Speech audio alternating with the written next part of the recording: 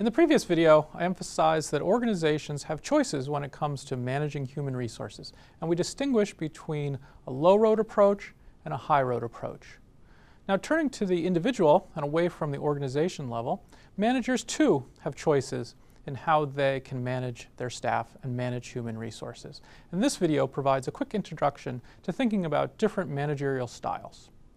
Now, this low-road, high-road metaphor, however, is probably a poor one when thinking about individual managerial styles. Instead, you need to think about adopting different styles for different situations, not just choosing between, say, a high road and a low road. Now, there's a lot of different ways of characterizing different managerial and leadership styles. I'm going to use a popular framework based on 6 different managerial styles. The 6 different managerial styles in this approach are coercive, authoritative, affiliative, democratic, pace-setting, and coaching. Now, I'm first going to quickly run through each of the 6, and then we'll revisit each of them to think about good situations and poor situations where these styles are a good fit, situations where these styles aren't as strong of a fit. Okay, first, the coercive leader. A coercive leader is headstrong and authoritarian. This type of leader wants employees to comply and to obey. So in a sense, they say, do it this way, and motivate by threats. Now, authoritative managers, not authoritarian, but authoritative managers, are confident, competent, and have a strong vision. And so their key goal is to get employees to mobilize towards a vision. In a sense, they say, come with me, and motivate by persuasion and feedback. Now, in an affiliative style, people and relationships are the most important. And so these types of managers essentially want employees to be happy. And their catchphrase would be, people come first. And they motivate employees through building relationships with them and helping them build relationships with each other. A democratic style is a participative style. This leader builds trust, respect, and commitment through listening and employee participation. So in a sense, they say, what do you think? And motivate through inclusion. Now, pace-setting managers, by contrast, are real go-getters. So they set high standards for themselves and expect their employees to follow their example. And so, in a sense, they say, do as I do and do it now. And they motivate by setting high standards. Lastly, a coach sets out to develop employees. And so their catchphrase is, try this, and they motivate opportunities through opportunities for long-term development and emphasize that over short-term results. Now, I really want to emphasize that there's no best managerial style. You need different styles or even different combinations of styles for different situations. Now, a coercive style, for example, is beneficial in a crisis. If the cost of failure, the cost of deviation is high, then having a strong leadership style where people know exactly what they need to do can be beneficial. However, employees can become resentful of this. They become resentful of micromanaging. And so in those types of situations, a coercive style is not very strong. Now, authoritative style can be beneficial if you need quick results, and it can be beneficial if the manager has credibility and therefore is really confident and competent in his or her work performance and sets a good role model, sets a good example.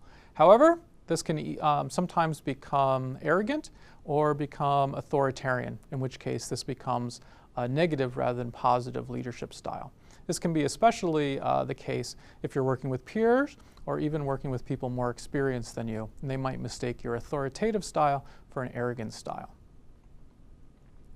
Now, affiliative approaches are beneficial in stressful situations where relationships are important, or it can be useful when trust is broken down and you need to rebuild trust by rebuilding relationships.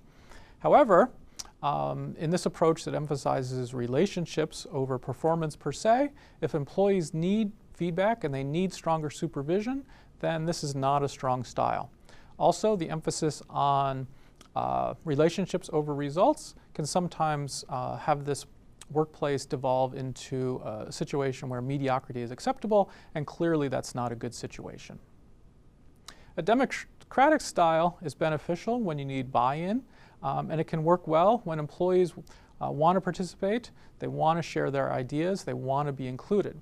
However, think of a situation where employees don't want that. They don't have that motivation, or they don't have the expertise to contribute ideas. In that case, a democratic leadership style is not strongly suited. Also, there's the risk that a democratic style ends up with too many meetings, too many decisions. And so if that's the case, then this isn't necessarily a strong management style. A pace-setting style can be useful and beneficial when you need quick results, because remember, pace-setting managers are setting a high example and expecting others to follow along.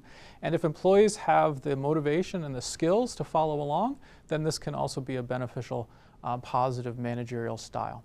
However, if employees need more direction, need more coordination, and not just follow my example, then this isn't necessarily a very strong or successful managerial style. Also, if employees become more concerned with trying to figure out what you want rather than figuring out their own good ways for delivering effective job performance, then this can reduce morale and lower trust, and therefore be a negative managerial style.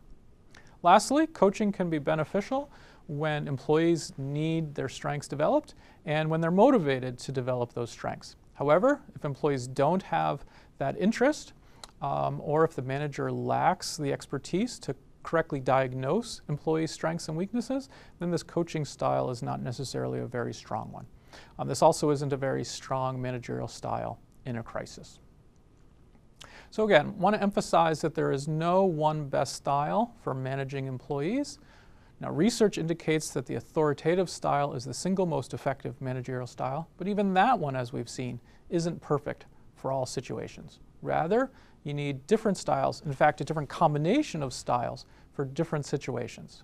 So work on mixing and matching different types of managerial strategies, managerial styles from your palette of options.